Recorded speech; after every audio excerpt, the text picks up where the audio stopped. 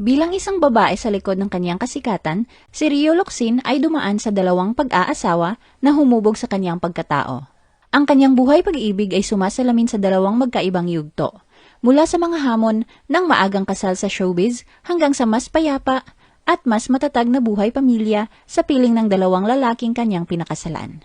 The Philippine Showbiz List presents ang dalawang lalaking pinakasalan ni Rio Locsin. Al Tantay. Isa sa pinakaunang mahalagang bahagi ng love life ni Rio ay ang naging relasyon niya sa actor-director na si Al Tantay.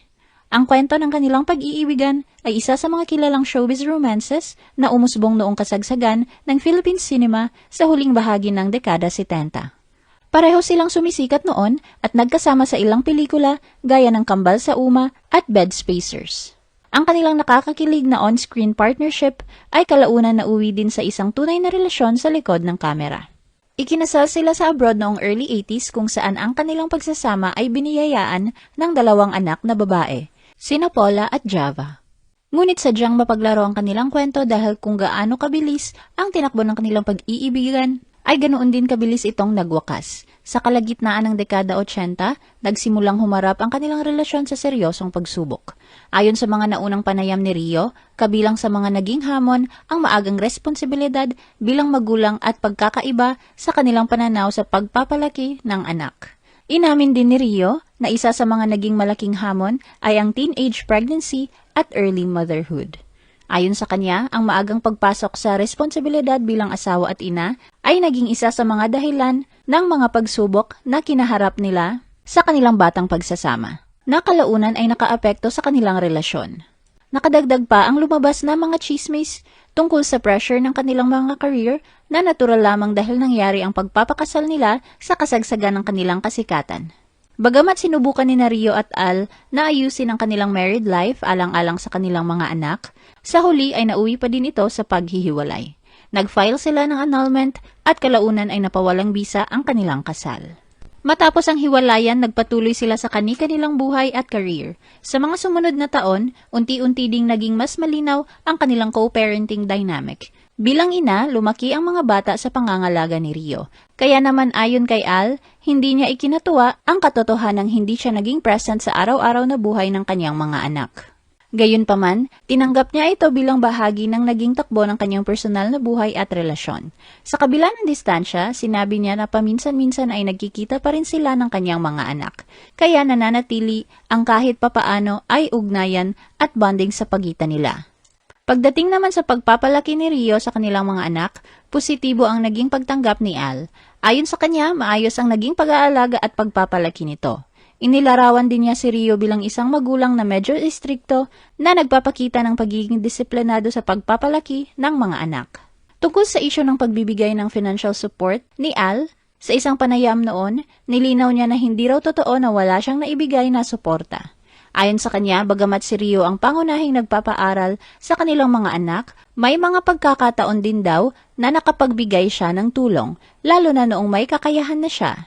Ikwento pa niya na noong may maayos na siyang kita, nagbukas siya ng bank account para sa kanilang mga anak, kung saan siya lamang ang may karapatang magdeposito at ang mga anak naman ang maaaring mag-withdraw. Inamin din ni Al na noong mga panahong kapos siya sa pera, hindi siya regular na nakakapagbigay ng suporta. Ngunit iginiit niya na sa kabuuan, hindi raw siya naging walang ambag sa kanilang mga anak. Para sa kanya, mas alam ng kanilang mga anak ang totoong nangyari sa usaping ito kaysa sa mga kumakalat na akusasyon. Dagdag pa niya, ang mga komunikasyon sa pagitan nila ni Rio pagkatapos ng kanilang paghihiwalay ay naging limitado lamang sa pamamagitan ng kanilang mga anak. Ayon sa kanya, hindi na sila nagkaroon ng maayos na personal na pag-uusap matapos ang kanilang masalimuot na hiwalayan. Paminsan-minsan lamang daw sila nagkakasalubong at nagkakaroon ng simpleng hi at hello.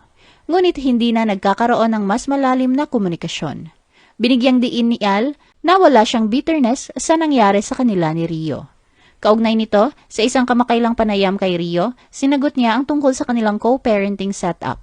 Nang tanungin kung sila ba ay maituturing na co-parents, inamin ni Rio na noong mga unang panahon matapos ang kanilang paghihiwalay ay hindi naging aktibong co-parenting arrangement nila. Gayunpaman, nilinaw din ni Rio na hindi naman pinabayaan ni Al ang kanilang mga anak. Ayon sa kanya, nakikita pa rin ng kanilang mga anak ang kanilang ama tuwing may mga espesyal na okasyon at minsan ay inilalabas din sila nito. Maging ang kanilang professional interaction ay limitado at bihira lamang. Inamin noon ni Al na may mga pagkakataong tila naging uneasy para kay Rio ang ideya ng muling pagtatrabaho nila ng magkasama batay sa mga narinig niya mula sa paligid.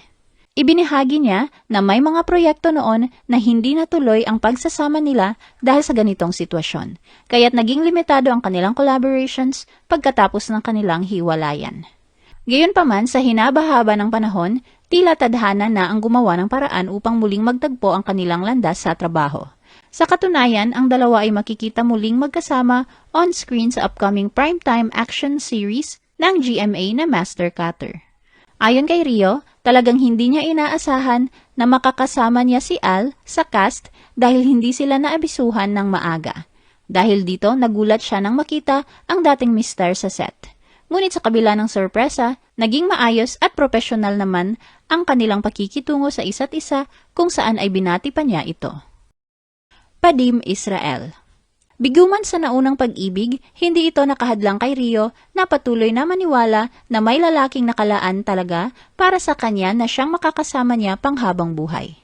Sa katunayan, nakatagpo siya ng panibagong direksyon sa buhay pag-ibig sa katauhan ni Federico Padim Israel, isang dating professional PBA basketball player turned evangelical Christian pastor.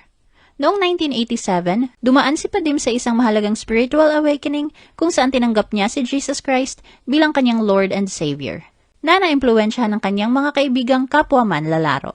Ang pagbabagong ito ang naging simula ng mas malalim na pananampalataya na kalaunan ay naging pundasyon ng kanyang relasyon kay Rio.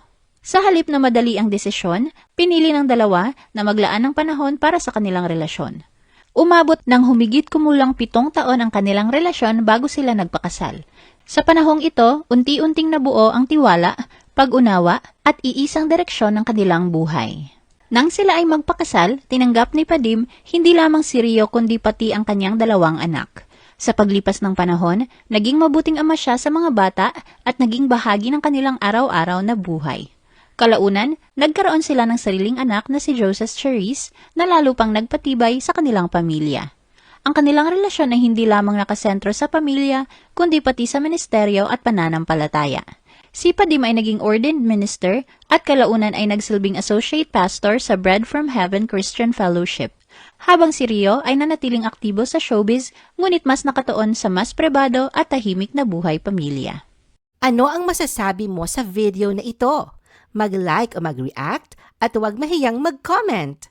For our YouTube viewers, huwag kalimutan mag-subscribe at i-hit ang notification button. At para sa aming Facebook viewers, mag-like at follow sa aming Facebook page para updated ka sa mga showbiz chika. Thanks for watching!